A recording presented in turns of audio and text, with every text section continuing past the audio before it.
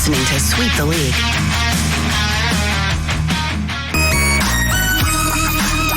Hey, this is George Iceman Gervin, and you're listening to Sweep the League Radio.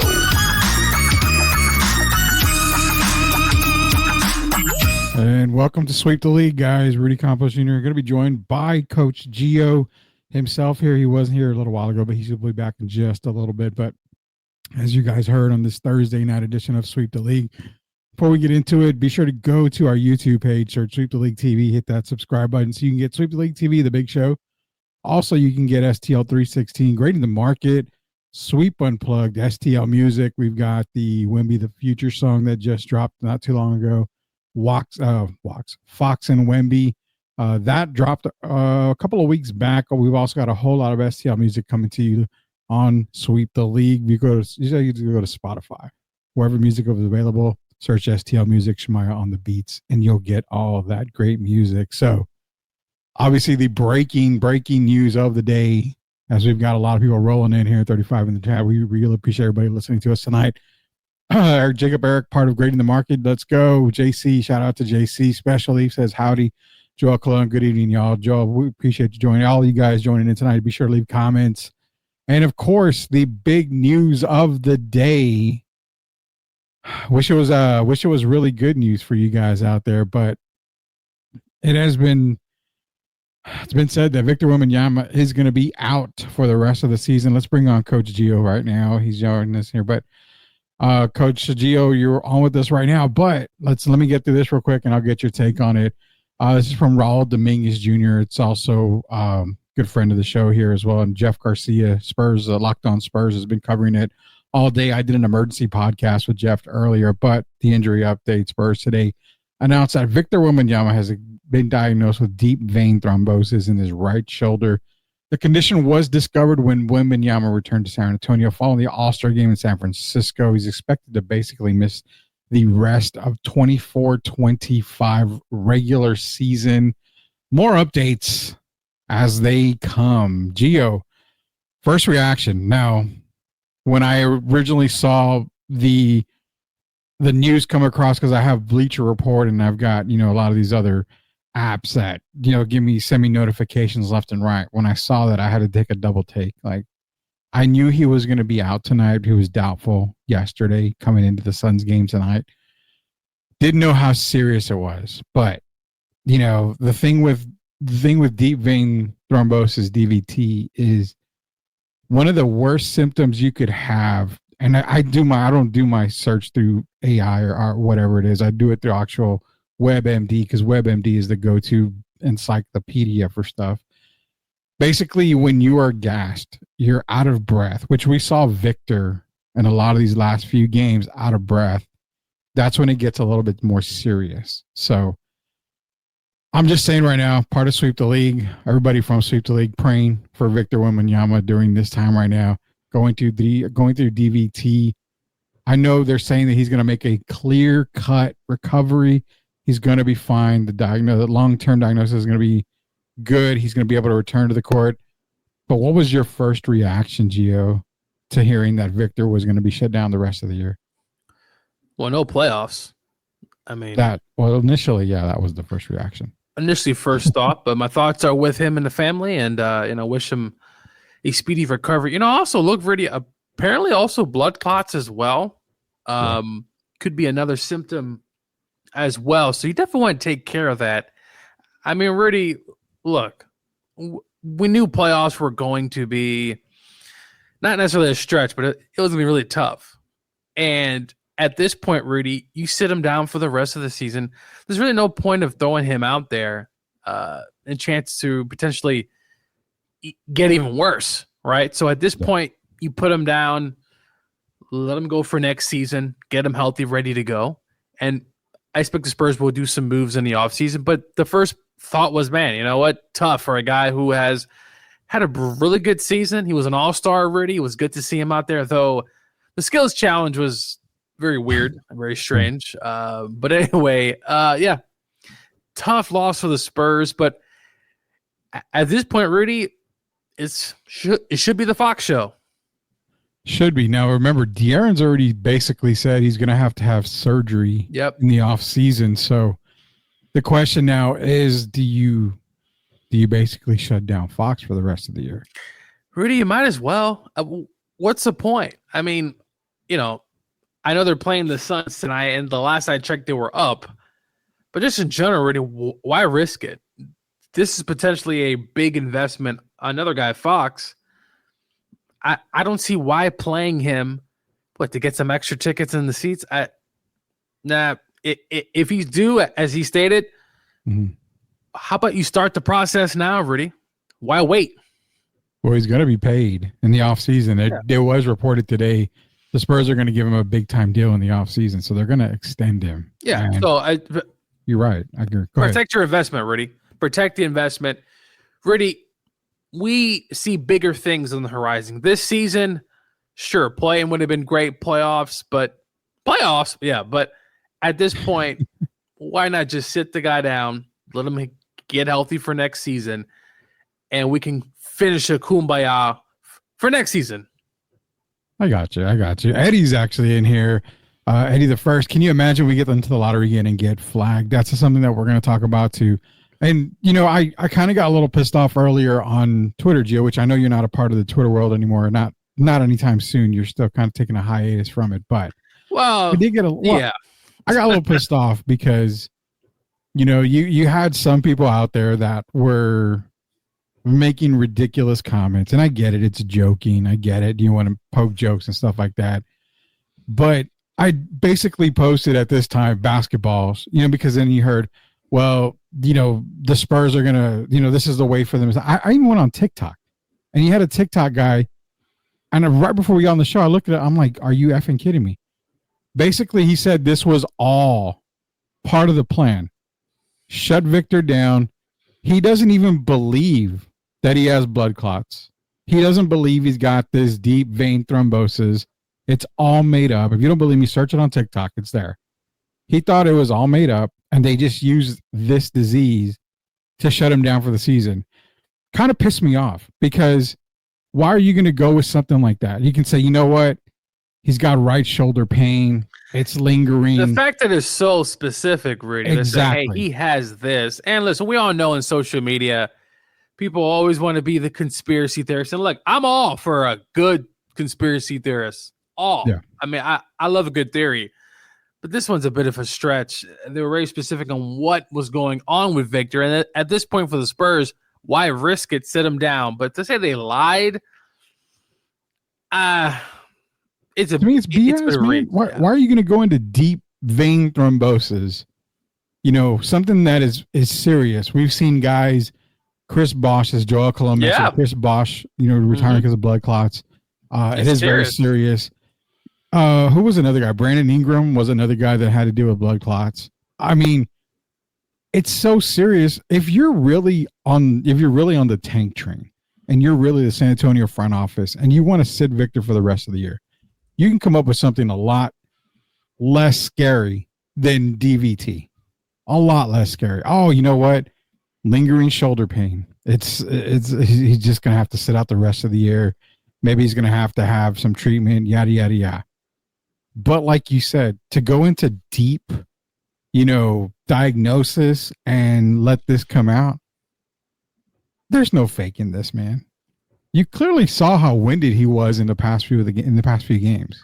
Yeah, we even talked about it. Says something doesn't look right, and not to say if the Spurs had more depth, he wouldn't be out there as much. But I think it's definitely mindful really heading into next season. You make sure you got some reinforcements out there. Take care of Wemby. Take care of your investment. You do take care of your investment. JC from Specialty Narrative. Caught it early, got a plan. Wemby out of pocket 2 months easy. Comes back with a Superman cape. I think he's going to come back bigger and better and stronger. But let me go a little bit into this, Gio, because we talked about it the year that the Spurs got the first pick. We knew clearly Wembanyama was the number one pick. For a little bit there, I fought with you. I fought with Derek. And I said, I have a huge concern. The huge concern for me is guys that are drafted and guys that play in the NBA, 7'2" and taller, tend to always have something wrong. Now, this is what I'm going at with this. So far, Victor, knock on wood, pretty healthy.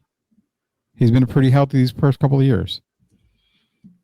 Is this a major concern only for the fact that two things? DVT is normally a leg blood clot. Rarely, it's very rare. It's not super rare, but it never really happens in the upper body. It's always in the legs is where it starts. It happens there. But knowing that players 7'2", 7'3", and above, Yao Ming, George Mirasan, you know a lot of guys like that. Is it more concerning, in your opinion, for a guy of his height? I don't want to be concerned too much. Like you said, Rudy, fairly healthy for the most part.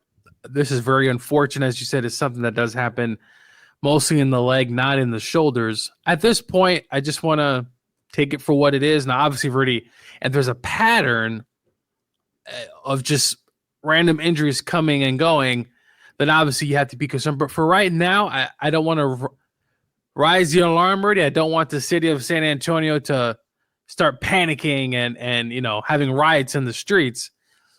Keep it down for right now. Let's see how it goes. But obviously, Rudy, a guy that tall, sometimes when it rains, it pours. And we saw Yao Ming, Rudy. It robbed him of his career. A guy who was a really good player.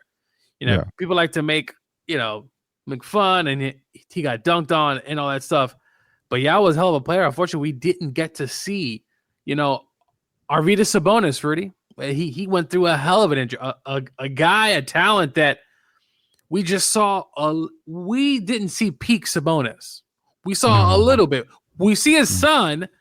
Just imagine the father as good as what we see in the son. So I don't want to think his rise to concern right now.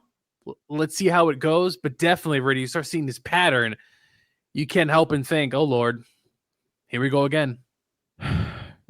Concerning is, and this is Coach Gio, Rudy Campos. You appreciate everybody joining us here on Sweep the League TV. Be sure to go to our YouTube page, search Sweep the League TV, hit that subscribe button so you are not left out. Talking about Victor Wembanyama, the injury, well, not even injury, the news that came out, deep vein thrombosis. He's going to be out for the rest of the season. Outlook for the San Antonio Spurs, Gio. You've got 30 games left on the season. 9 games out of those 30 are against teams that are not in the play-in. 21 games are against teams that are minimum play-in teams right now. Give me your outlook for the Spurs on these last 30 games. Honestly, I've seen a couple people say, ideally, with Wemby, they were going to probably win 14 to 15, maybe half of them coming back, out of this regular second part of the season. How far does it drop? I mean, Wemby's Mr. Everything, and if there's any ray of sunshine, this pretty much solidifies Stephon Castle winning Rookie of the Year, because he's going to be involved a whole hell of a lot more. He's going to have to pick up some slack. Pick up the slack along with those other guys we talk about that just come and go as they please, not consistent. I'm not going to name names, but we all know who they are on the Spurs. Right now they're beating the Suns. So dare I say that could be a win tonight as part of that kind of streak of wins. Rudy, I'm along lines, probably a little bit less. I think what you said 20, you said 15 games. I mean, probably 9, 10. If Fox isn't there already, it could be a flat out disaster. But if Fox that's the thing, shutting down Fox, you're talking probably maybe 5-6 wins more. Unless Stephon Castle goes on a hell of a run, he's putting up 30 a night. Don't quite see that happening. So no, I really don't. Not right now. I don't see that happening at all. No. So you really say, what do you give him? 10? Let's say plus 10, or minus 10 to 11. I'll go 11. 11. Okay. I can maybe see 11 wins, which puts them at 33 wins on the season. which puts them in that 30 to 35 range, which we all kind of said at the beginning of the season. What they would be is around no more than 35. 30 wins is probably what we were looking at. So I actually probably have them at around maybe about 9, maybe 10 more wins total on the rest of the season. Lottery odds, man. Now, the next thing that people talk about, no more Wemby, means you're already automatically a lottery team. We for sure know they're probably not going to make the playoffs. They are, I believe, 6 games back of the play-in, if I'm not mistaken. Safe to say that they're going to be a lottery team? Yeah. It's pretty safe to say. We see these other teams. I find it hard to believe, Rudy. It's possible, but I just don't see it happening. So they're 5 games out. And at this point, Rudy, what I always say, if you're going to be bad, you're going to tank, just do it. At this point, Rudy, just do it. I mean, it's better if they can get potentially a Cooper Flag, Rudy. I mean, if it happens, if the NBA gods or, as some of the conspiracy theorists say, it was rigged, whatever the case may be, Cooper Flag in San Antonio, I would definitely love that. You and everybody else in the Alamo City would love that. Everybody around the league would definitely be calling fixed conspiracy. It was. But as of right now, Rudy, I mean, Washington, I mean, they need Cooper Flag. They need something over there. That team is absolutely terrible. And then they had the top a top pick last year in I forgot his name. Alexander Sarr. Yeah. They got Sarr, Washington. And I mean, Washington, man. I think they're going to have the worst record in the NBA. Spurs aren't going to be that low. They haven't even won 10 games on the year. They're at 9 wins, Washington. But I see it like this. I don't necessarily expect the Spurs to go down and say we're just not going to win no more. We're done. But I expect it to be tough sailing. I expect them to probably end up being a lottery team again. Do I expect them to win the lottery? No, I don't think so, man. I mean, the odds are going to be so stacked against them. I don't expect them to win the lottery. I mean, as of right now, there's 1, 2, 3, 4, 5, 6, 7, 8 teams that have better chances than the Spurs to get that first pick, roughly. So, and some of those teams were absolutely terrible. Very terrible. Very terrible. New Orleans, Utah, Charlotte, which seems to be a every year team in this spot. Rudy, what is this up with some of these organizations that, you see organizations come out the rut. Yeah. But why is it always the same teams? Coaching, front office. Bad deal. Charlotte. They haven't won a playoff game since Kemba Walker? No, I don't even think they didn't win that series, Rudy. It's been. Well, you're talking about game. I think they won a game. Oh yeah, an actual series since Baron Davis? Oh God, has it been that long, Baron Davis? I gotta think, Rudy. And remember, they left to became the New Orleans Hornets, right? Yeah. That whole kind of weird. So then, I think Baron won in New Orleans, right? Yeah, and then Chris Paul won New Orleans. In Charlotte specifically, I think it was Baron, 2000, Rudy? Was that Baron and Larry Johnson? Larry Johnson and Baron? Or no? I think Larry had already left. Let's see. Last time. Look that up, man. That's kind of crazy. Let me get to some of the comments. We got a lot of people in the chat right now. A lot of people on the live stream, including our very own Derek Gervin, who, hey, Derek, I know we want you back, man. We got to get you back on Sweep as soon as possible. I'm going to do everything I can, especially if it's this weekend. I'm going to drive over to his house and I'm going to just buy him a whole new system and setup, man. We got to get him back on. Joel Colon, Christian Barmore, my Patriots only played a handful of games last season because of blood clots, too. It's nothing to play with. Nope, definitely is not. Or Venom. I can't remember. Oh, Superman or Venom. That's who JC was talking about. Brandon Ingram's was upper body, too, so he may be the blueprint for treatment, but he's not 7 feet tall either. See, that's the thing. Chris Bosh was what, 6'11", Brandon Ingram 6'9", 6'10". For me, this is the first time I've seen it in a guy 7'3" or taller. I don't know exactly, and that's my concern. As a person on the outside looking in, that's my concern. That's why I asked, do you think height makes a difference in this diagnosis? Because we've seen those guys that are taller, they don't tend to bounce back right away. They tend to have one health problem, and it follows them just about their entire career. I mean, what is it? Yao Ming was the foot, George Mirasan foot and back. Kenny George, who never made it to the NBA, but he was 7'7", I think, in college. He had one of his foot had to get amputated.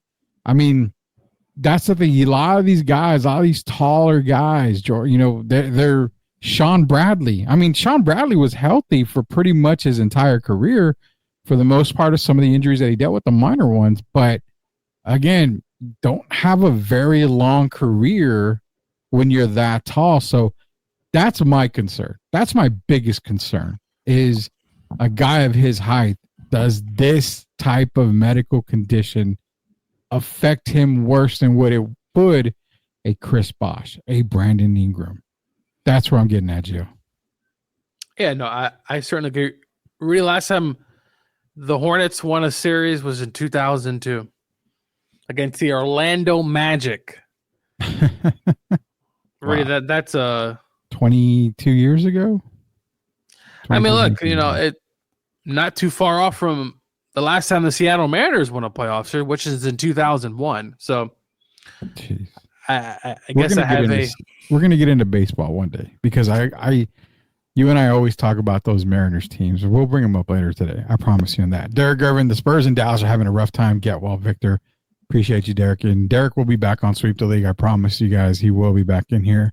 I'm sorry, but we can't talk about Spurs culture and at the same time advocate for tanking. I'm not for that. I never advocate for it. Never do. It's a business. Look, I get everybody what they're saying. I get it. But it's a business. And if the Spurs have an opportunity, maybe potentially help their their draft spot, which obviously it's different in this day and age because it's a lottery. But hey, Rudy, if you're in the NFL and you have the chance to draft Peyton Manning, and you know your team's trash, and you know he's going to change your fortune, wouldn't you not try to tank potentially?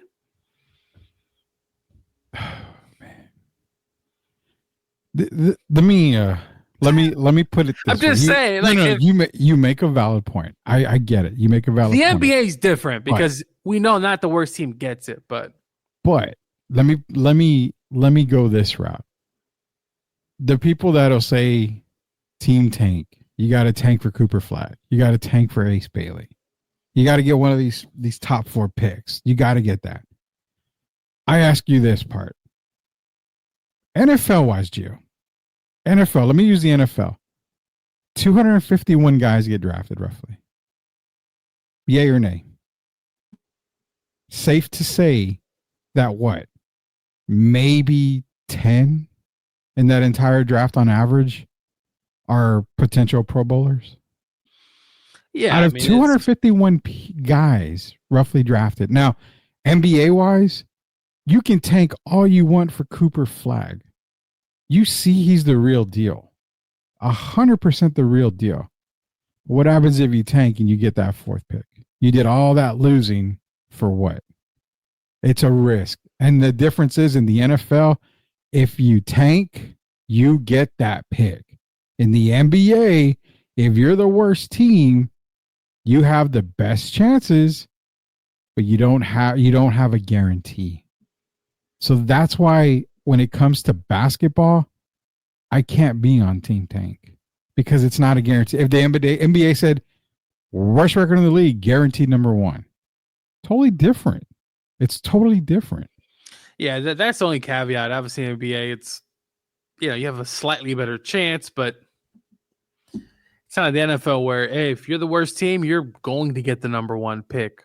Exactly. Which I like, but in the NBA, really, I almost feel like they need to have it that way because most of these stars don't even show up half the time. I get that. Derek's in here. I was told injuries like this usually happen because of weightlifting. That's a very good possibility. I mean, it is his upper body. It is his right shoulder.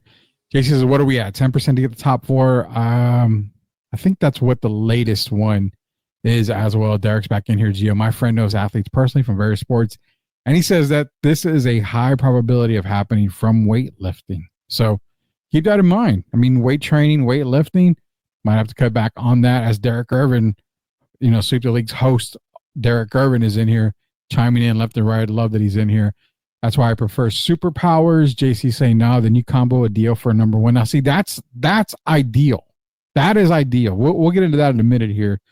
We have Atlanta's first 2. Now, technically, Atlanta's still in the play-in. They're not in the playoffs, so they could still be a lottery team. But again, it's less likely that Atlanta gets a top 4 pick if they fall in that play-in spot or they're just outside of the play-in. They're going to be one of the best lottery teams. Why do I feel like Atlanta's trying to win? Because they don't want that lottery pick to go to San Antonio. That's what it'd be worse. It's almost feeling that way, Rudy. It almost felt like this team was really trying to win games so the Spurs don't do it again. Well, it's funny because they're 3 games out of the actual playoff spot at 6. And Detroit is hanging on to that right now. So sorry, Eastern Conference. Hey man, you kind of gave me crap when I said Detroit was a team to watch in the East this year. I had a feeling, man. Detroit's young. They got a squad. No, I have to hand it to them. They've been playing well, and as they should, Rudy. Some of these teams, you get these top 5 draft picks every year. I mean, eventually, you hope to hit, and they finally have. We've seen what the Magic have finally done. It's like, dude, you get all these top 5 picks, you should be winning eventually. I mean, the Magic were my surprise last year. I mean, Charlotte is just cursed because of Michael Jordan, but everyone else should be good.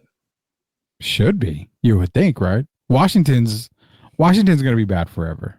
I have a feeling they're going to be bad. Even if they get Cooper Flagg, I doubt Cooper Flagg stays in Washington for the entirety of his career. I know they're trying to get a new basketball arena. It's going to be interesting how that sets up because there's like, dude, why should we build a new arena for what exactly? Are they going to make less seats in the stands because they need to fill that arena up? I mean, nobody really goes to Washington Wizards games at all. So if you have a 50,000 or a 28,000, arena, maybe make it 20,000. That way you can ideally get enough people in there. I know the Commanders should be getting us. I believe they should be in the works of getting it. They should get one, especially now with what they have coming up the pipeline. I know they play in Landover, Maryland. I know DC obviously is different, but they are the Washington Commanders, but they play in Maryland. It's crazy, man. It's crazy. It's all craziness here. Detroit. Before we move on to more Spurs talk here, because we are covering the Victor Wembanyama injury update. He has deep vein thrombosis. He is shut down for the rest of the season. Does Detroit make the playoffs, Joe? Playoffs? Don't talk about playoffs. You kidding me? Playoffs? So far, I think they'll get in. I think so too. And you know what's funny? They make the playoffs. Derek Irvin's going to a playoff game. He told me he will be there. Someone's going to buy him a ticket to go to the playoff game. So that's going to be awesome. I told him, you got to give us some coverage from there. Joel Clone's in here. Gio said that NBA players don't show up half the time, and he's right. So stop giving them guaranteed money. That nonsense will stop quick. Didn't we say that last night or the other night? How the collective bargaining agreement, the players' bargaining agreement, the owners need to come back and say, you know what?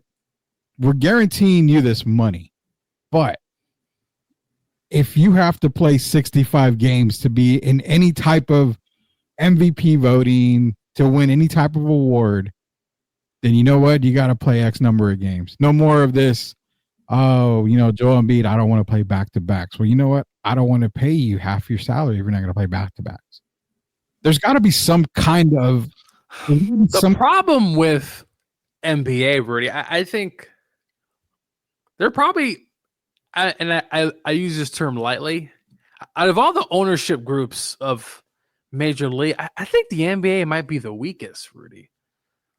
The NFL, look, they are, you look at some of those owners, and we know a lot of them, obviously.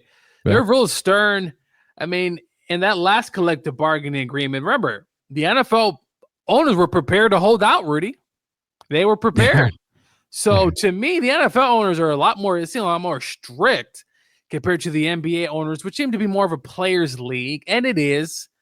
Yeah. It's interesting what's going to happen on that front, Rudy, because I do think the contracts are a bit absurd. It's like, I mean, Paul George, $200 million, and yeah, he was hurt.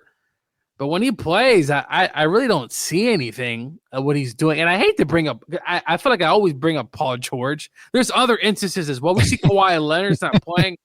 Zion Williamson still eating a lot of beignets in New Orleans. It's just something's got to get. Kawhi yesterday. We broke it down. He's played the average. He's played like 60, 62 games. He has, and he's probably not the greatest example, but – Rudy, I don't know what the NBA does here because they've essentially created a monster. They have. And that's the problem is, so this is the whole NBA thing, and I love what Joel said. They got to quit paying this guaranteed money. And the only guaranteed money in Major League sports has to be the NFL. I really feel for that. Those guys take a beating every single Sunday. Injury is more than likely happening there than in the NBA. Now you're talking about Goodall wants to go at 18 games on the season. So you're extending the season. The players have to step in, Rudy. They do. They have to. To me, the owners seem to always have, I know it's give and take, but to be franchise tagged twice, to me, that's absurd. The players need to get more. I think they need to get more. And I think they were content with the last deal, Rudy, but in the next collective bargaining agreement, I urge the players. The problem is, Rudy, they're not willing to go to war. Not everyone is making Patrick Mahomes money or Joe Burrow money. A lot of NFL players are not making that much. So for them to hold out, it's going to take something like that to get more from the NFL, because Rudy, those NFL TV deals, go look at the numbers. Oh, they're making a lot of money. It's billions with a B. Ridiculous amount. So if I'm the players, I know it's hard, especially for a lot of the lower tier guys. But come up with something. Be tough with the NFL owners, especially Jerry. I'm getting tired of Jerry Jones. I think a lot of people are getting tired of Jerry Jones, man. So okay. Again, Joel brought up the great point here. And again, we are talking about Victor Wembanyama as well, but we kind of get off track. And that's what we do as we do, man. We talk everything and everything. We'll get into more Wemby talk. But what Joel said is cool in a way. But check this out. Do you think the owners are fighting back? And I ask you this because everybody was caught off guard with Luka Doncic being traded to the Lakers. I mean, I've said it before. As an owner, you have to look at Luka. I mean, yeah, he can take you to the finals, but you're about to drop a max deal on him. Kind of undercuts you and kind of handicaps you on trying to re-sign a guy like Kyrie or trying to re-sign somebody else. It goes back into the Miami Heat days where you had LeBron, you had Bosh, you had Wade, but you were able to get guys like Ray Allen for cheap, Mike Miller, at a really good deal, Mario Chalmers at a decent deal. These days, a lot of players that are worth a damn are not wanting to take those kind of deals.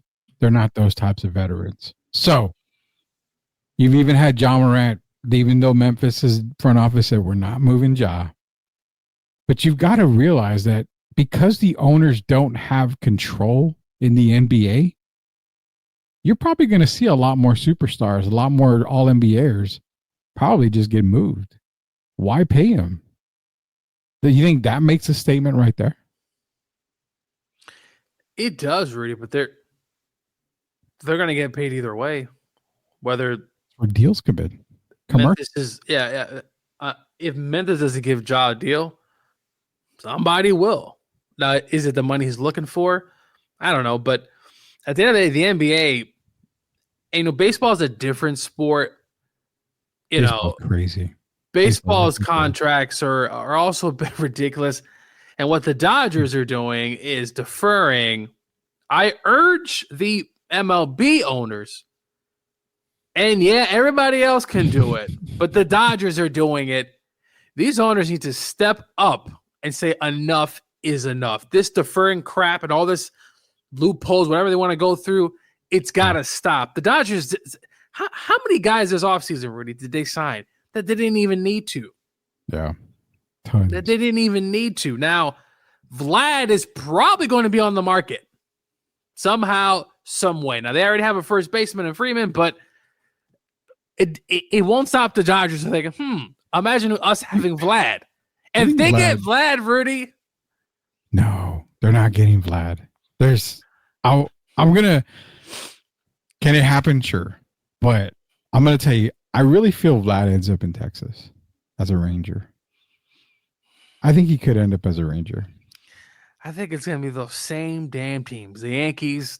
No. Red Sox don't seem to be spending as much as they used to. Red Sox just got Bregman. So it's kind of. Yeah, I was just saying. And then the Mets, which would be.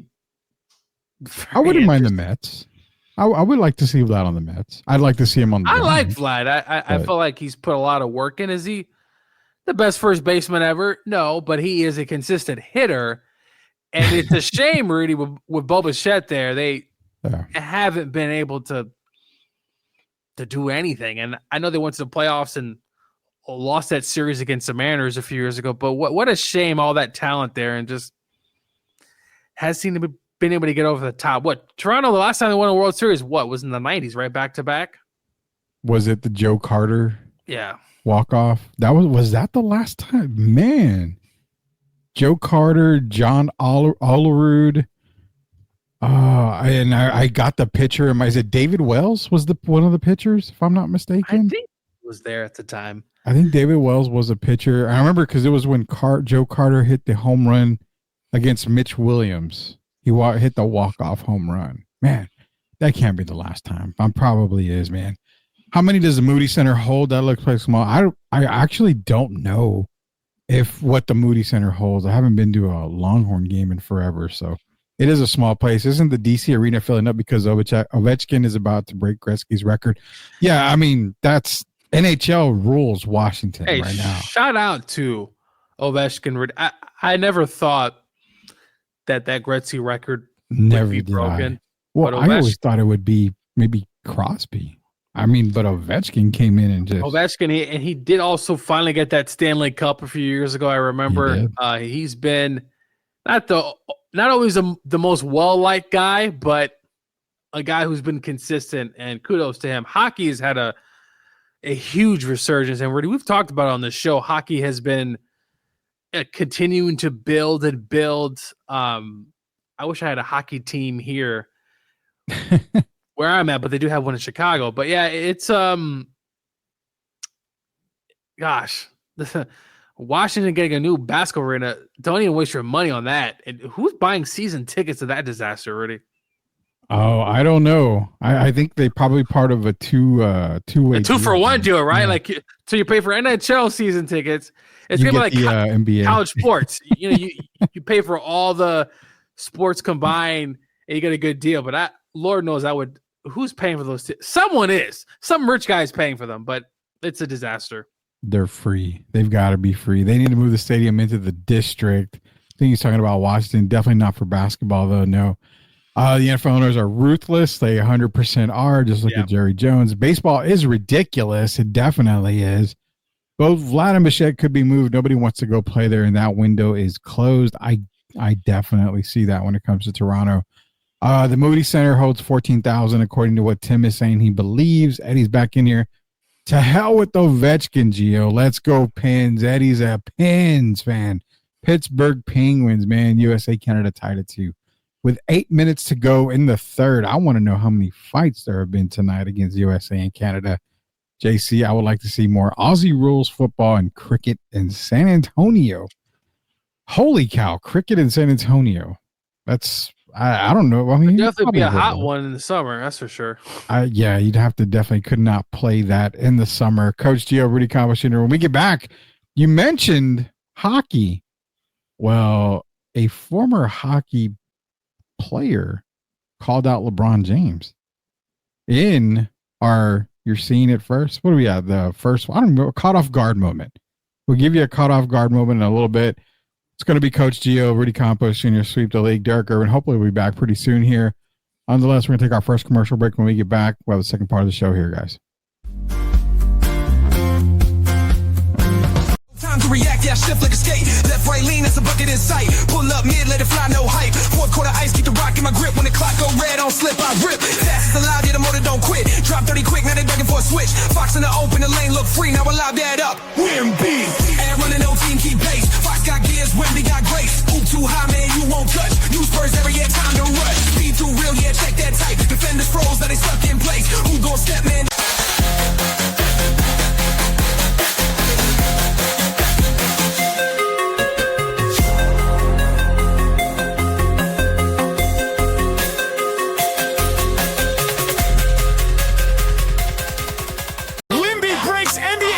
Man, he ain't done yet. This guy is from out of this world. He's gotta be an alien. What is going on? Oh my goodness, this guy is really gonna be special. Ain't nothing to it. Wemby still lit. Wemby still lit. Wemby still lit. Lit.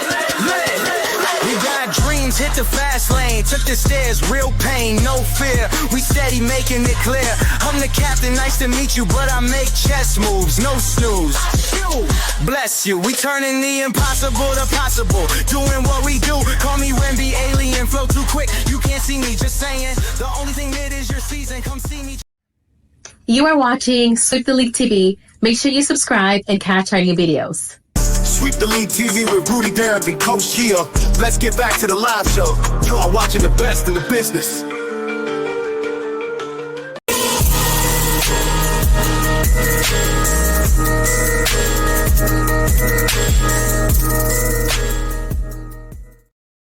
All right, welcome back to Sweep the League. Cut off guard moment for Coach Gio.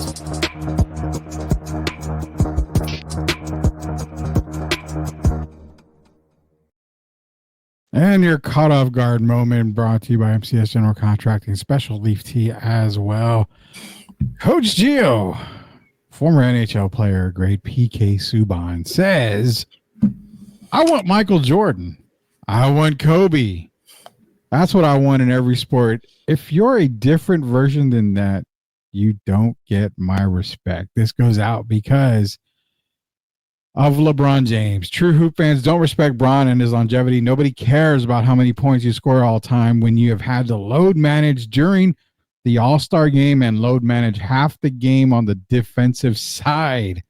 We respect guys like Kobe and Mike who gave the sport their everything. They never cheated the game. Well, Kobe had some moments, you know. He had that one game against the Suns, Rudy, where he wanted to make it a point, and he didn't even, I think, attempt the basket in the second half. But no, I completely agree in general.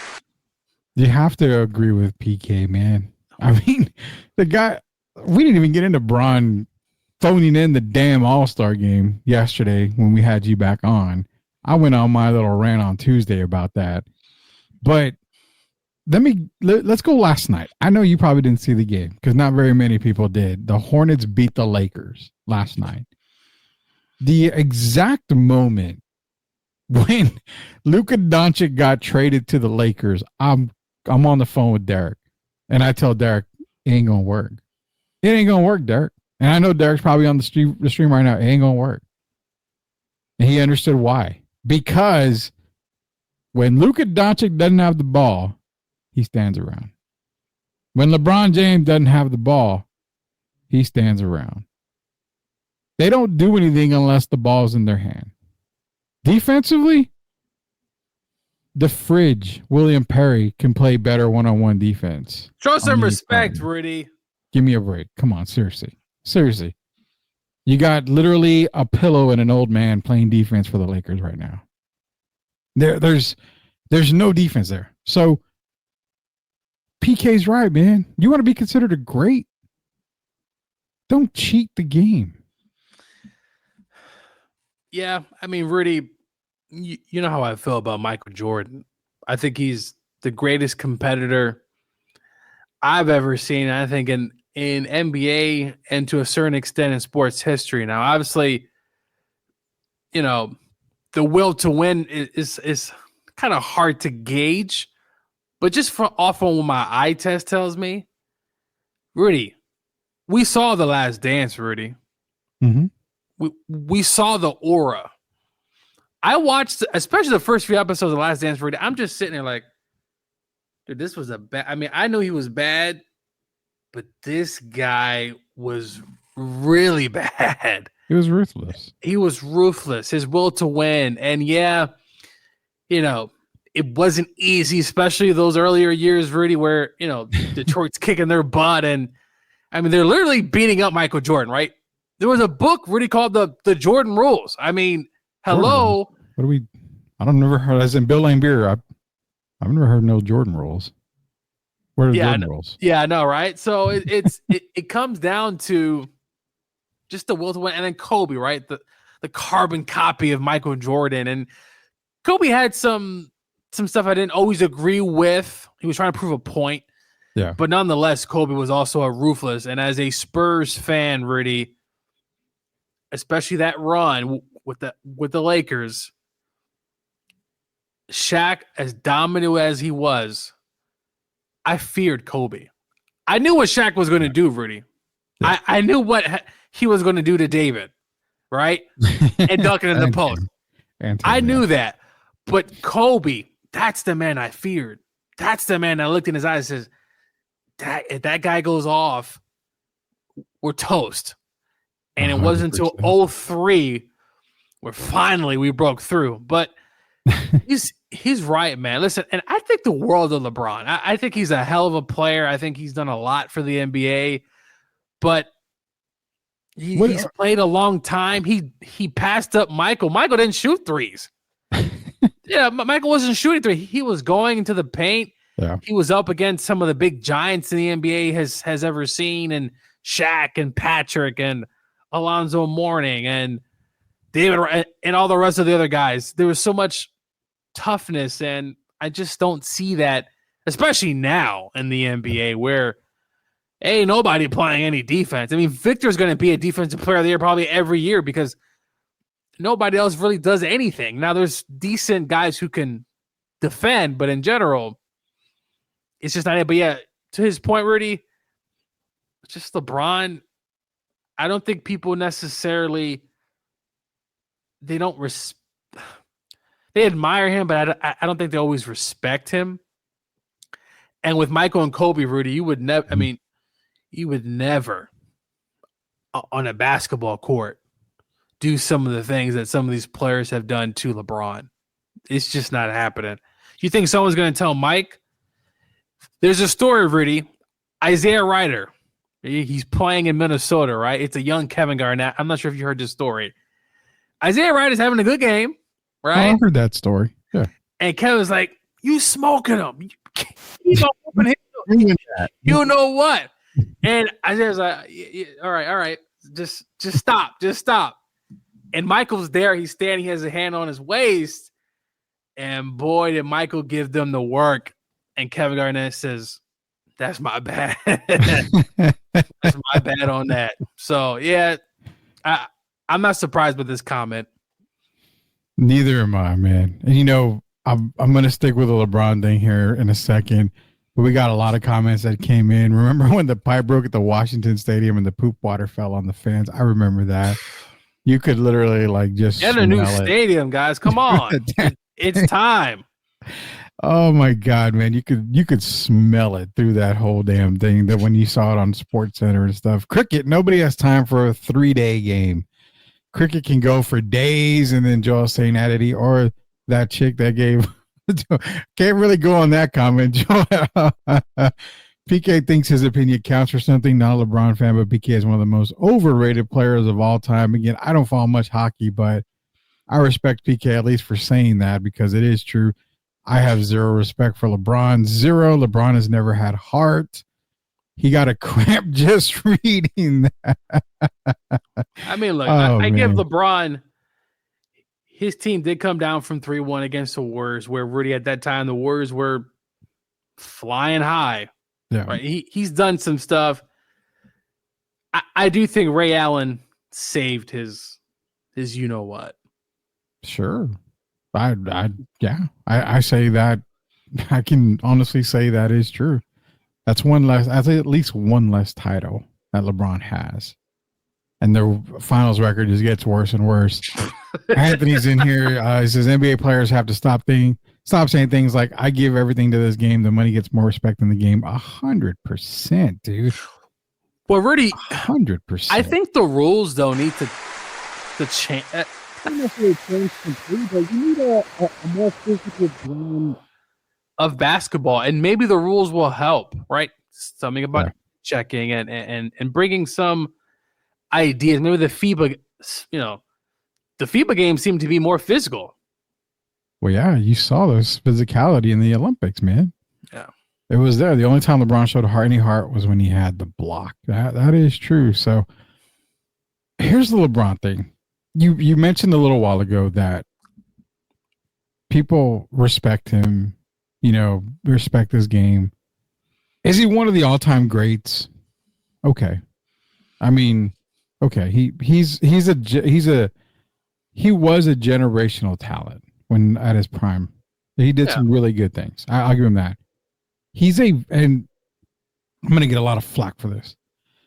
He's a limited generational talent. That's what I'm going to say about that. I don't know, Rudy. He's a limited. A one-on-one, if LeBron goes one-on-one against somebody, he's not effective unless he's actually has a full set of steam going. It's very tough for him to get to the basket, Gio. So, I mean... I get it, Rudy. I do. Listen, I got... Prime LeBron was a problem. You think? Oh, yeah. When was prime LeBron? I'll wait. The end of the Spurs, 2008 to obviously his days in Miami. I mean, they did get 2 championships. The Dallas thing was LeBron. Yeah. And listen, I think Dwayne Wade was, he had best some of those player on one of those teams. Yeah, for one of those teams, his knees just start to obviously give out. And look, you need good players in order to win championships. And I always say it, you need really good players on your side. I mean, the days of Michael Jordan doing alone. He had that one of the best Batmans or Robins ever in Scottie Pippen. You still need help, and he had that certain. But I think prime LeBron was great. Unfortunately, ran into in 2007, that Spurs team, and then the Dallas one. I will agree with Rudy, probably one of the biggest meltdowns we've seen from a superstar in NBA history. And we also saw it in 2010 where they lost to Boston, I believe, in that conference finals where he just didn't show up. And then remember, it was the whole, he had to be sedated because of the whole, I think Delonte West fiasco with his mom. It's just absolutely ridiculous. But hey, 3-1 down to beat the Warriors, and then unfortunately the Warriors go get this big giant in Kevin Durant, and it was just completely a mismatch in those other finals. So, I mean, listen, there's highs, there's lows. He also won the COVID championship, which some people respected, some people don't. I got no comment on the COVID championship. Derek Griffin, I'm no LeBron fan, but he is generational. He is generational. Yeah, I look at it as I have to use he's limited generational for me. There's some things that he can't do right that most guys consider generational do better. So that's what I'm saying. It's kind of a awkward way to say that. Wade was a dog of those Heat teams, not LeBron. Thank you, Joel. He's on my side for that.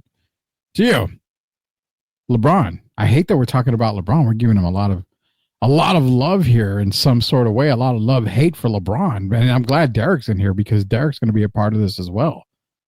But just to recap, Victor Wembanyama is out for the rest of the season. DVT. That's what he was diagnosed with. Prayers are with him from Sweep the League. All of us here at Sweep the League wishing Victor a very speedy recovery. Prognosis is good. They said that it's something that he can bounce back on. We're hoping that it's nothing that lingers his entire career or hurts his career. It is a very serious issue. So right now, basketball is don't even worry about what the Spurs are doing. If they win, they win. If they don't, they don't. No big deal. Just get ready for next season. One more comment. LeBron scores 40 points 78 times in 20 years. Jordan scored 40 points 173 times in 15 years. There's no debate on who the GOAT is. We're never going to say LeBron's better than There's no way. I will go to my grave. To me, Michael Jordan's the GOAT. I think LeBron's not even number 2. Stop. He's not number 2. He's the all-time. I mean, really, who gives the all-time? Really, the all-time leading scorer. It's got to be. What was the all-time leading scorer? Was he the GOAT? Was he considered a GOAT? No. Karl Malone. Karl also was not a generation. He wasn't a generational player. The all-time greatest power forward until Timothy Duncan.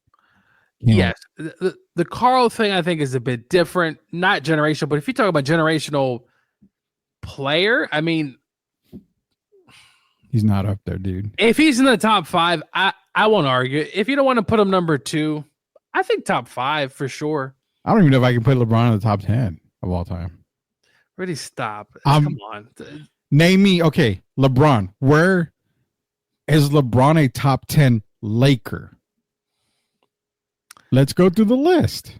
I mean, if you can't put LeBron in the top 10 of Laker history, then why in the hell would anybody put him in the top 10 of GOAT conversation or all-time conversation? Magic Johnson, Kareem. We'll go even further because we're going all-time Laker. Put George Mikan in there. Rudy, stop. Wilt Chamberlain. Rudy, also that was the Minneapolis Lakers. Come on. Okay, forget Mikan. Kareem, Magic, Wilt, Jerry West, Kobe Bryant, Shaquille O'Neal. There's 6 right there. Norm Nixon. You've got Gail Goodrich. You've got who else? Bob McAdoo is another one. Rudy, stop. LeBron's in the top 10. James Worthy, Finals MVP. Come on, Gio. I mean, you can defend LeBron all you want. Is he a top 10 Laker? I am no LeBron apologist. I know you're not. I'm not a LeBron sexual. I'm pretty neutral, but I think he's in the top 10, Rudy. I mean, look. So who do you leave out? Give me your top 10 on the Lakers. I know you're going to look them up. I expected that. Well, I think he's not Magic top 5. Johnson, huh? He's not top 5. Magic Johnson's one. Kobe, Kareem. You can slice them how you want. Okay. Shaq, Jerry. That's 5. Elgin Baylor's on that list. I forgot Elgin. That's 6. Wilt Chamberlain. I'll 7. put LeBron at number 8. With James Worthy. So you don't have McAdoo ahead of LeBron? No. Wow. So you didn't say Kareem? Yeah, no, I put Kareem there. You did? Yeah. So you are okay with putting LeBron at number 8 all time as a Laker? Yeah. Okay. So let's stop right there. If you're putting LeBron at 8, that means you have 7 players ahead of him. I told you LeBron's not top 10. Yeah, but when you're ranking top Lakers, it's also impact eras.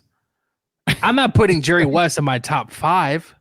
But I'm saying if you can't put a guy all-time top 5 in his own honestly, category. My list wasn't necessarily in order. It was just putting a bunch of top 10. Jerry West's not in my top 5. Elgin Baylor's not in my top 5. But they're better than Bron. No. Jerry West's not better than LeBron James, Rudy. So give me top 10. Give me top 10 for you all time, not Laker. Just give me top 10 all time for you. Let me put you on the spot because I'm already at the point where if you've got Bron at 8 in a Laker uniform, now Miami, would you put him over Dwayne Wade in Miami? No, I mean Dwayne's Mr. Miami. Okay, so then we can easily say another guy ahead of Bron as far as teams go. Yeah, teams is different because I don't value that. It's lower on the list compared to greatest players. But listen, Michael Jeffrey Jordan is my number one player. I mean, there's no questions, ands, or buts. Number 2, I'm gonna go with Kareem. I'm gonna give the big man some love. Definitely. 6 NBA MVPs. It's definitely tough to beat. Now, number 3.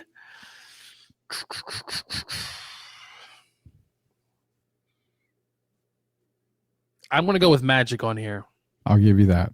I'll go with Magic, the impact he had. Is it safe to say Bill Russell's in your top 5?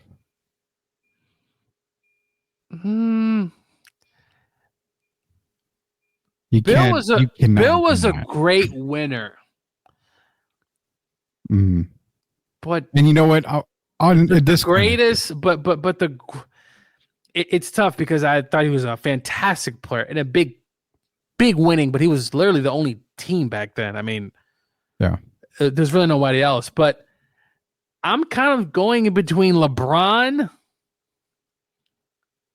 and this is. I wrote some players down. It's just so difficult to. So I'm going to give you a disclaimer on this. LeBron and then, Shaq, man. Shaq was. Oh, hold on. We got Eddie in here. Laker talk on Sweep the League. Actually, we're not doing Laker talk now. I wanted to prove a point to Gio that you can't really have, in my opinion, it's hard to put LeBron in the top 10 of all time. I mean, if you want to. That's what we talk about Lakers. Now we're talking about all time. I think he's in there, but give me Mike, give me Kareem, and ironically, I have a bunch of Lakers on my top 10 because, they are some of the greatest players of all time. You got to have Bird ahead of him. 3 and 4, I love Shaq a lot. I think we were robbed of Shaq, especially his later career. He was completely out of it. Yeah. Shaq, LeBron, Bird. Actually, no. I'm kind of thinking on the spot because Timmy was also really good, but Timmy's Shaq's. I'll give Shaq's peak higher than Duncan, but they're both right there. So don't rank them. And this is the disclaimer. Whoever you have, if you had LeBron number 1, Gio, I mean, I'm just saying disclaimer here. If you had Bron number 1 all time, I'm not going to argue with you. No, he's probably 4 or 5 for me. That's yours, is what I'm saying. Your top 10 is going to be different from mine. It's going to be different from the next guy's. So that's no doubt about that. I'm not going to argue with who your top 10 is. I'm just making a case that I think LeBron's going to be remembered for one thing. And if I'm wrong, I'm wrong. I'm sadly, if I'm wrong, I'm big time wrong. LeBron's going to be remembered for one, maybe the player for the fall of the NBA as we know it. Ratings have gone down with him as the face. So not Steph Curry jacking up. No. Steph's part, but see Steph's after the fact. Steph's continued it, but I think Steph Curry's one of the greatest shooters of all time. Is what they say. It's what they say. I think I don't buy it. Steph has made more of a more detrimental impact than LeBron. I'm not arguing. Think of what we see today. How many threes? Some of these teams are Boston. I mean, I've seen games where they put up 43s in a game. I get that. To me, Steph has been more of a detriment. I mean, listen, LeBron, low management, all that stuff, but really to me, I think Steph. And sure, if you want to see he's the greatest shooter of all time, whatever, I don't care. Yeah. But Cooper, Michael Cooper. I mean, Tim, stop. hey man, you cannot argue with anybody's top 10. Man. No disrespect to Cooper. I don't think he's an NBA Hall of Famer, but wow. Okay. I love the hot takes. I love the hot takes. Derek Irvin saying James Worthy. Now already Bob McAdoo was a complimentary piece when he got to the Lakers. Okay, but where are you ranking him all time? Forget the Laker part. They're talking Shaq, of course. The Laker talk. There's no Laker talk, Eddie. Trust me. We had to make a point here on where LeBron ranked in the Lakers category. Derek's in here. Kareem, Jordan, Wilt, Russell, Magic, Duncan, Bird, LeBron, Olajuwon, Shaq, Kobe. So Derek's got Bron in his top 10. He does. Generational talent, he says. So he's got him in his top 10. Eddie's got Dirk. Eddie's also got Timmy's better than Bron. No debate. I will take that all day, every day. The impact of Curry's game is bigger than LeBron's for sure. Teams jacking up 73s a game is absurd. So, again, Steph did have a part in ruining the game in the sense of jacking up threes. It's a three-point league now. But then you get into LeBron's case, man. The guy's supposedly one of the strongest guys in the game, but yet he flops around more than a fish out of water. Well, yes, the flopping wasn't always great, Rudy, and Manu perfected it. The big three, technically the big three was Boston. Technically the big three was the Houston Rockets, but we won't talk about that. Technically the big three started with Boston. You could say Miami kind of took it to another level and then started a bunch of teams with big threes. I'll go there, but I honestly, Rudy, I think Steph Curry. The amount of threes we see, as Joe Colon even said in his comment, it is pretty absurd. It is. I see guys would rather take a three than go for a layup. Yeah, I thought I only saw that on the basketball street courts. This is an actual NBA where guys are just shooting a ton of threes. It's really shaped the NBA, and the NBA has an image problem right now that they're trying to fix. And I think they need to go back to a more physical brand of football. Of football. Well, yeah, right. Bring some football to the NBA. Hopefully, you know what? Bringing it back to NBC, having that, theme song come back, Rudy. Maybe that's going to help. But the NBA has an image problem. They need to bring physicality back to the NBA. I'm not saying we don't need Detroit Pistons back. Detroit Pistons and New York Knicks, I would like to see that.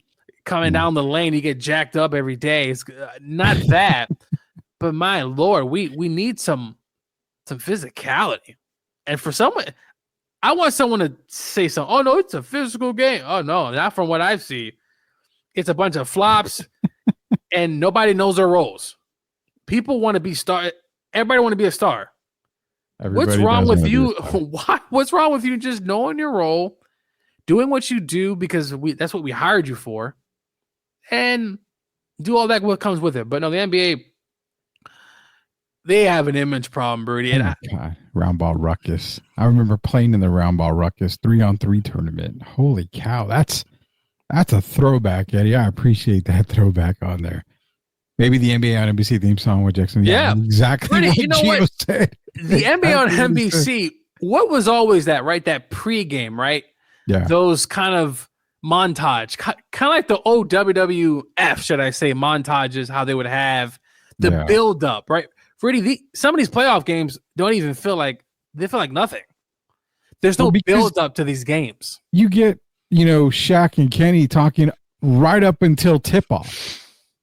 There's no, I missed the days of the who was it, Mike Fratello, and these guys on the sidelines talking to the coach or not even talking to him. Forget the talking, just talking about this matchup between it's gonna be good. They hyped it up like you said. Yeah. Now it's Shaq and Kenny talking till right before tip off. I mean, it's you're right. There's nothing. There's no build up. If you go look at NBA on NBC intros, today it's game 7. It was all these it was great to watch growing up. Now you don't have any of that. There's no build up to these series, and there's also no rivalries because you know why, Rudy? Everybody works out together in the offseason. Everybody goes on vacation. Everybody does all this together. And I'm not saying Mike didn't have players he would talk to. But you know what Michael Jordan did, Rudy? Crazy story. When he came back to come to the NBA, he's doing that Space Jam movie.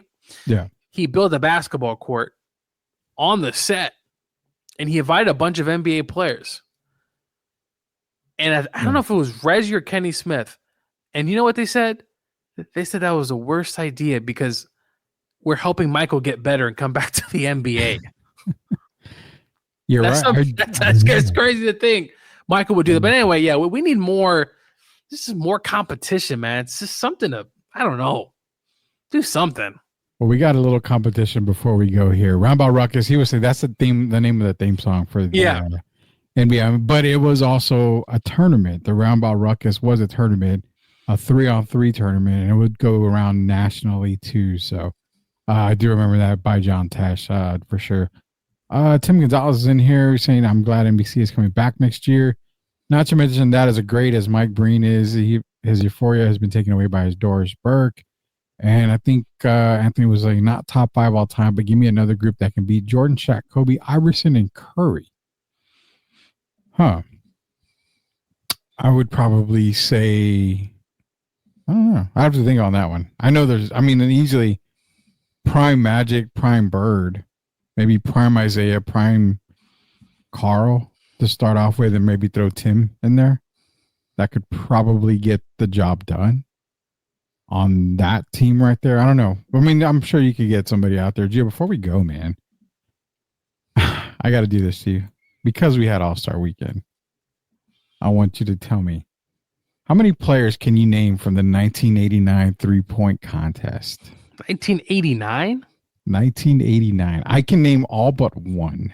And I actually got that guy. I posted it on my ex. And I got I'll be honest, number 12, I got totally wrong. I said Brad Davis. It's not Brad Davis. It's some Lithuanian guy. But I named everybody else. Can you name all those guys? So that's Craig Hodges. I know that. Obviously, Craig Hodges, one of the best three-point shooters that a lot of people don't talk about. That's Reggie, right? Number 31 with that Reggie. Old throwback. Yeah. Is that Danny Ainge? Danny Ainge is one of them. Yes, he's on the bottom right. And then, hold up here. I got to zoom in. Sorry, Rudy. No, go ahead and zoom in. I got them all. Trust me, I got them all. I didn't have to look them up. I got them all with the exception of that European guy. Is that Harper? Number 12? That is Derek Harper. For the Dallas Mavericks, that is Derek Harper. And then 2 of the guys on there played for the Spurs. Dan Marley is not one of them. That was one of the guesses. Dan Marley is not one of them. Is that Dale Ellis? Dale Ellis from the Seattle Supersonics. So far you've got Dale, Reggie, Craig, Danny, and Derek Harper. You need the Nugget, the Heat, and the Sixer. One of them played with the Spurs. Is that Nuggets? Is that Michael? Michael Adams. I do remember that name. I definitely don't know the Heat guy, so don't even ask me about that. And then wait, what team is number 12? That is the Sixers, the 76ers right there.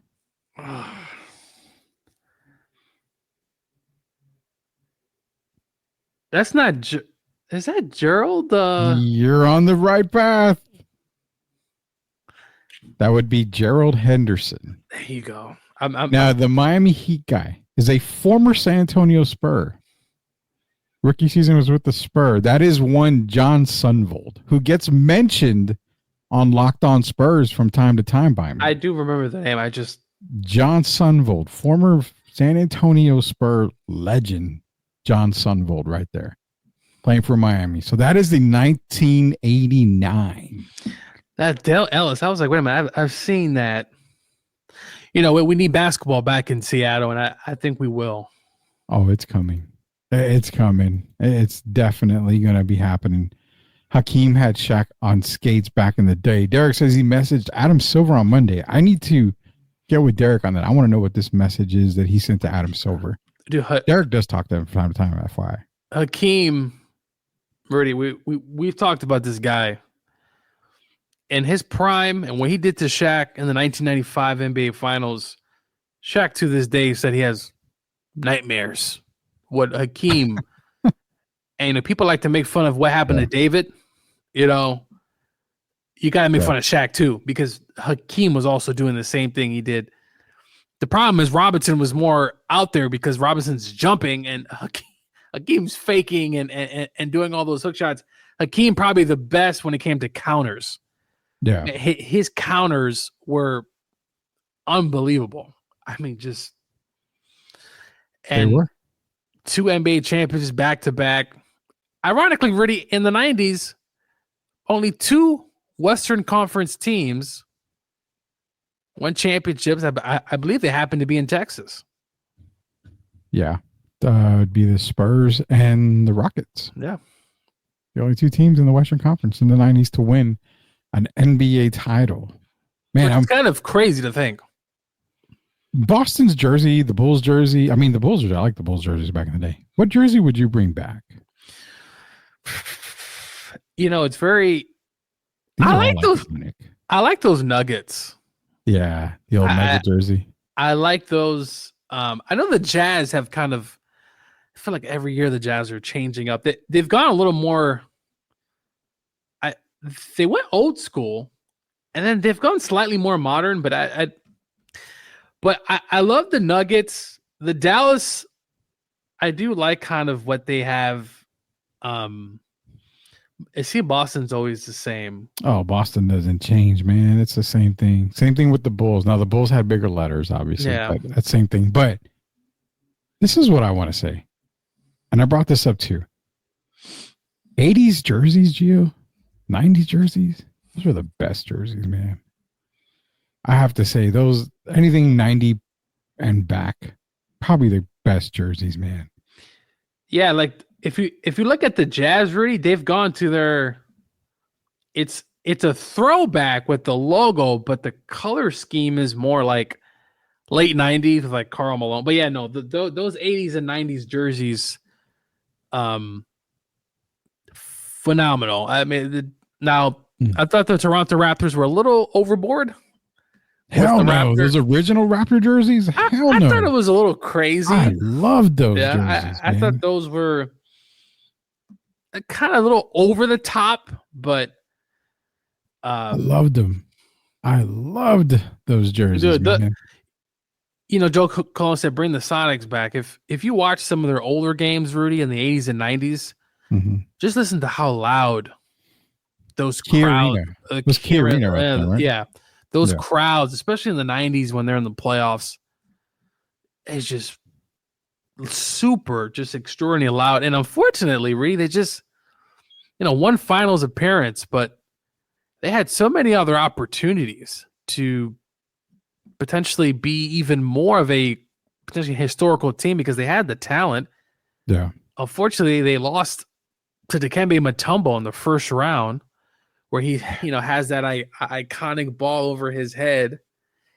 And I think they lost in the conference finals one year to the Charles Barkley Sonics in 93, but they had a lot of other opportunities, just couldn't get over the hump into that 1 year in 96. But what was with Sean Kemp in Seattle? It seemed like he had a vendetta against the Golden State Warriors, ducking on Chris Gatling, dunking on Alton Lister, if you remember that name from back in the day. Chris Gatling can play.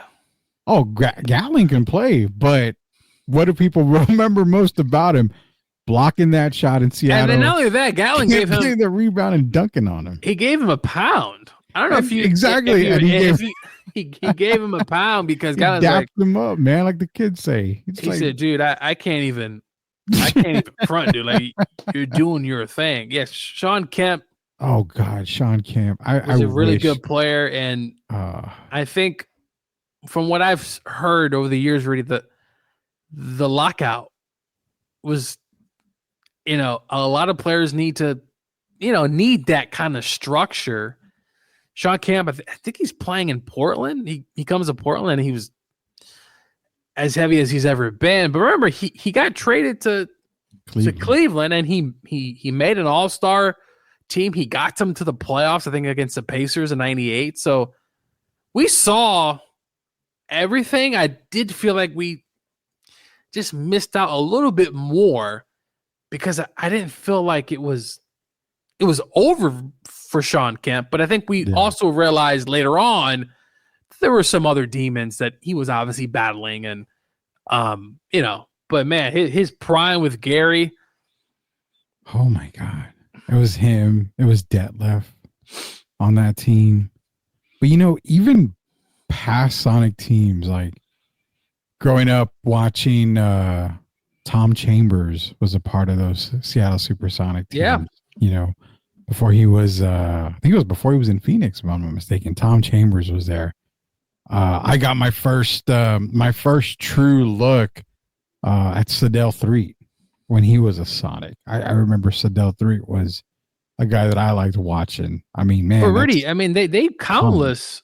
They won 64 games in 95, won 55 in 92, 93. You go look at some of their best seasons just in come playoff time, obviously besides 96, couldn't get over the hump. But it's funny, Rudy, Kenny Smith, he thought, and I think we've talked about this, Greg Anthony, as the Knicks are in the finals, Spurs are playing the Rockets. Mm-hmm.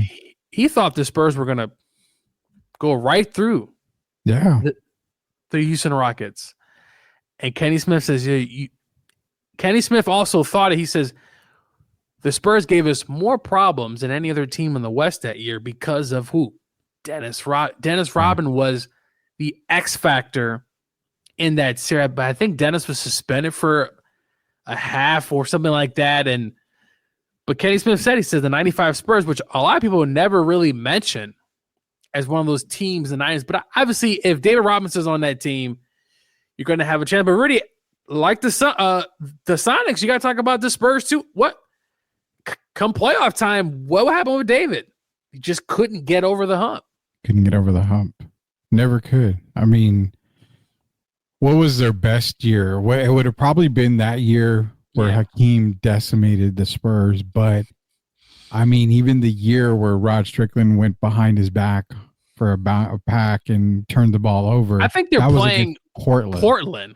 Yeah. That was against Portland. So they would have actually moved on. And I think that Spurs team, I'm gonna go on a limb. It's tough to say, but that Spurs team had the makings of, I want to say, was it the Bull? No, it would have been the Detroit Pistons, I think, that year. Because remember this. Yeah. So Portland beats, and I think Portland played the Jazz. Well, I think that was to go to the finals. I think it was the conference semifinals. God, we gotta look that up for next time. But I want to say that was really, I think that was to go to the finals because Portland won and ended up playing. Let me check the Detroit Pistons. That's 89-90 season, right? It was around there, 89-90, right around there. NBA 90. Let me search Western Conference. Because it was Rod Strickland, Willie Anderson, David Robinson, Sean Elliott was there too. So actually, 1990, it's the Suns. So the Suns made the conference finals. There was that year. We got to look it up more. There was that year. The Suns had that random year with Tom Chambers where they made a hell of a run. Yeah, I know the Jazz. The Jazz may have been 90. That I know the Jazz were in the conference finals too. Yeah, but yeah, those they lost to the Portland. Yeah, and then they lose in the first round to Golden State. I believe Spurs were the second seed. I believe they were second versus the seventh, and then they lose in the first round. Yeah, because that was the year. And this ages me bad. That was the year I think they had to have Paul Pressey as their starting point guard because I want to say Strickland was out or something happened. And I remember Paul Pressey ended up being a starting point guard for that Spurs team. And it was just, they could never recover with Paul Pressey being the starting point guard. Before we go, man, let's get some of the comments. Eddie's saying the Bullets. Remember the Washington Bullets? I remember them. Used to love their jerseys. Orlando Magic's was clean with the pinstripes, man. Oh, I love them. Bring the Suns jerseys back from the 90s. That's right. The Kevin Johnson era, man. Just don't go buy an Oliver Miller because they don't make 5X anymore in Suns jerseys and 5X Oliver Miller Dude, jerseys. the Suns were another that's another team. They were definitely were best jerseys, Rudy. And he's also the Grizzlies were the original Grizzlies jerseys were good, man. I loved them. Sean Kim's got more kids than Nick Cannon. Derek's in here. Hakeem and Kevin McHale with the footwork now at Jokic. Yeah, definitely, man. U.S. lost. Connor McDavid with the overtime goal. Canada won. Appreciate Joe and Eddie for giving us the heads up. Anthony's in her Mellow Era Nuggets jerseys. Definitely. I like those Nugget ones. And Derek was saying those 90-91 New Jersey Nets jerseys were sweet. Oh, are those the baby blue? They were baby blue, and I think they were also the white. The Dr. J version, the blue, red, and white, if I'm not mistaken. 90-91. Hakeem was really special. Gatling is a funny guy. My UTSA teammate Robert Wallace had a celebrity game at St. Mary's, and Chris Gatling was there. According to Derek, I remember Derek told me that. And last but not least, Derek saying Sedell was his buddy. I love me some Sedell 3, man. Like I said, with Seattle, that was the first time I got a glimpse of Sedell 3. So nonetheless, man, you know what? We did go throwback today. We normally do throwbacks on Thursday. I kind of stumped Gio there. Didn't know Spurs great John Sunvold. That's very disappointing. But as we talked about, what's that? I missed one guy, I think, right? You missed one guy. You had help on 2. I gave you the last name of Gerald Henderson, and I gave you the last name of Michael Adams. So technically, you got. Rudy, you're also older than I am, Rudy. I mean, I am an old guy. I actually held my own. No, and that's what I'm saying. You did really good. You got an A-. You got an A- on that. I didn't give you the international guy because not even I got that. I said that was Brad Davis. that was clearly not Brad Davis, but my guess was Brad Davis. It was Slava Medvedenko. Oh my God, Laker great Slava Medvedenko with. I'm sure Rudy has Slava on his top 10. Knowing Rudy, he's going to have all these other guys. No, I don't have Slava Medvedenko. Yeah, he's just outside of my top 10. I have him higher than Andrew Bynum. I'll put it that way. I have him higher than Andrew Bynum as a Lakers great all the time. But nonetheless, this was your Thursday throwdown and throwback here on Sweep the League. Appreciate everybody that joined us tonight. 65 plus strong. Comments were fantastic tonight. Again, the best way to follow everything we do for Sweep the League is go to YouTube, search Sweep the League TV, hit that subscribe button. Also, TikTok, guys, we've launched a TikTok. It's at Sweep the League Radio on TikTok. Go and follow us on there as well. Going to be doing a giveaway here pretty soon, so you don't want to miss out on that. Best way to do it is to be following us on all the social media platforms. So, for Derek Gervin, who will be back soon, for Coach Gio, this is Rudy Campos Jr. Until we sweep the league, hopefully tomorrow, prayers going out to Wemby again, out with DVT, out for the remainder of the season. Spurs fans, it's going to be a rough time the second half of the season. Just enjoy the ride right now. But for Coach Gio, for Derek Gervin, it is Rudy Campos Jr. Until we sweep the league again, we will see you later, knuckleheads.